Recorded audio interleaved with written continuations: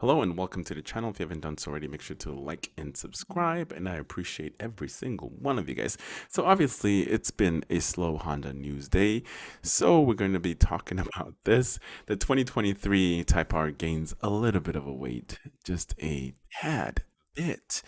Um, so what can it be? What could increase the weight of the car, especially since it's going with a smaller rim? It's going with a 19-inch instead of a 20-inch. Um, if I was a betting man, I would have to say something to do with the internals, different internals, same engine, different internals, giving it a little bit more power, maybe bigger intercooler, just a tad bit. Maybe that's part of the increase of the vehicle weight, or maybe it's got a spare tire because that shit weighs like I want to say like at least 20 to 30 pounds, if not more. This is just a rough estimate. Um, anyway, before I think I have not mentioned this before, but the one thing I do not like is the way they hold on, I don't know why I clicked that. I was supposed to click this other one, this one right here. I do not like how the license plate is mounted on the front of the bumper because it just looks hmm, it looks ugly. Let's be real. It looks ugly. Looks like it does not belong there. So if I were to buy this Type R, or if you are going to be purchasing this Type R, try to see if you can get them not to mount the front license plate. I think it looks way cleaner. When I bought my Type R, the dealership, they don't actually drill the holes in their vehicles. Well, at least the front license plate, they don't drill the holes. So I was super lucky with that one. And yeah, I don't know. I like it without the drilled front bumper. It's much better. But yeah, this looks whack as fuck.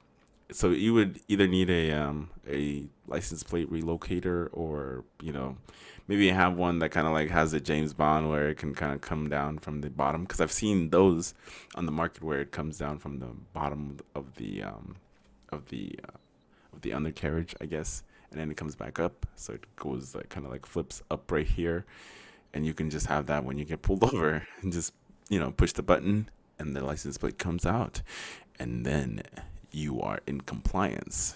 So in case you get pulled over. But for me, I would just take the risk. I would take this off.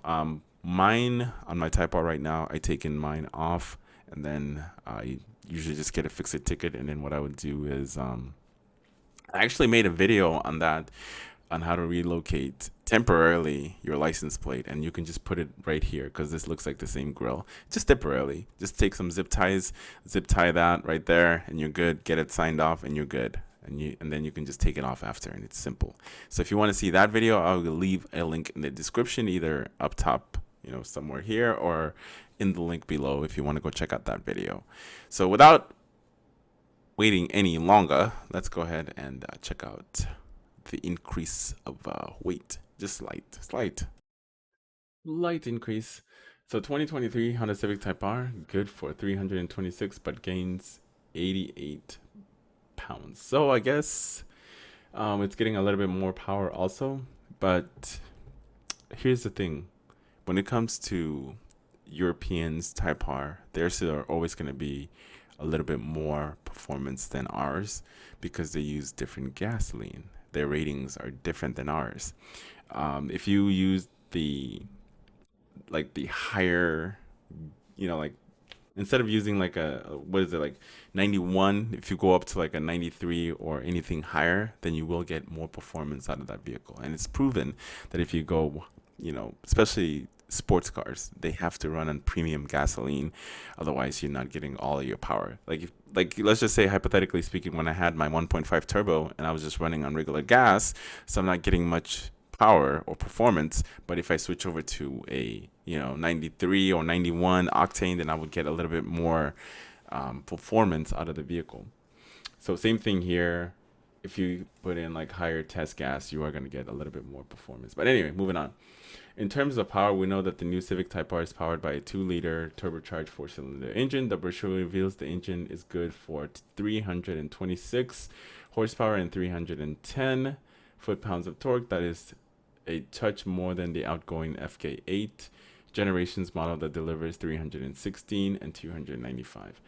But I think stock for stock, the new one obviously has an edge, and you know, I like the overall design. I just feel like it's more mature and less, ricer boy kind of. It's more mature, and for me, as I get older, I guess I still honestly I still prefer my Type R. Maybe because I have one.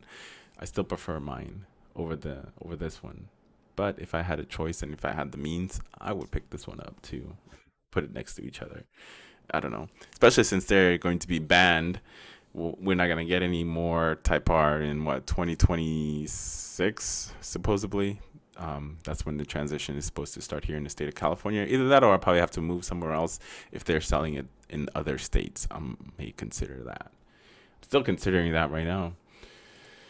In Japanese European specification, meaning the new FL Type R lives to Honda's promise as being its most powerful Type R model. Then there is the weight. The brochure indicates that the new Type R tips the scale at 1430 kilogram, 3,152. That represents a 40 kilogram, 88 pounds gain over the FK8 generation model.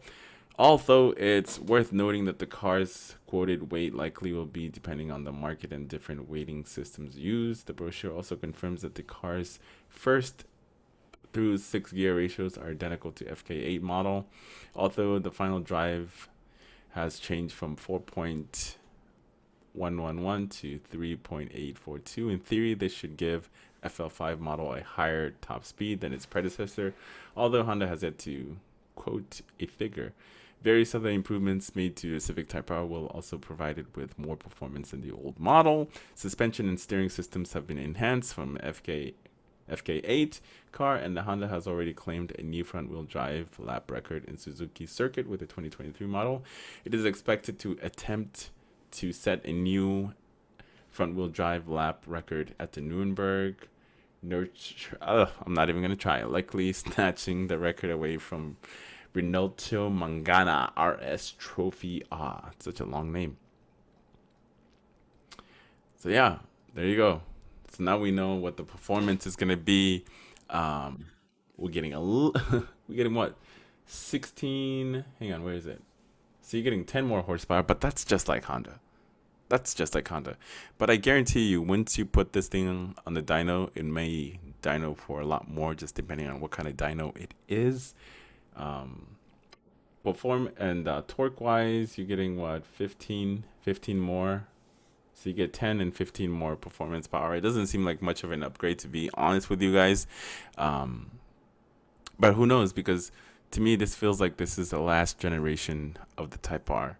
Because in 5 years, we're going to be at what, 2027. And by that time, we either going to have a hybrid Type R or something along those lines, or something completely different, or maybe it's going to get phased out completely. Who really knows what Honda is going to be doing? But I'm really curious to see where they go from here. And the future looks bright if they keep, bringing out these bangers. In my opinion, I do like the design. I know a lot of you guys might not like it, but to me, I like it. It's older, mature, and faster, and a little heavy, but that's okay. That's okay. Nothing wrong with that. Anyway, let me know what you think about the. Oh, before I close it off, I just want to say this. For me, when I first got my 20, what was it? I think it was 2018 Honda Civic Si. Was it 2018? Or was it 2013? Apologies.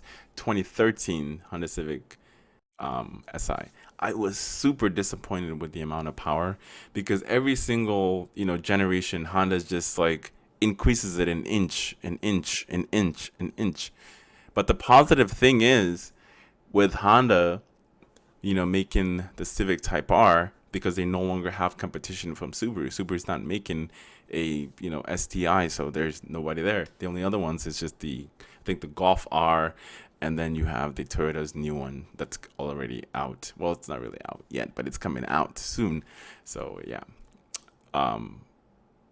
But we'll see. I think this is going to be easier to mod since, Honda has already cracked the FK8. This is going to be no problem for them to crack it, just like they did with the 1.5. They already had a tune ready for it. And most of the parts that were in the last, generation can fit in the new generation. And the new generation has like a bunch of freaking room in the engine bay, which is a great thing.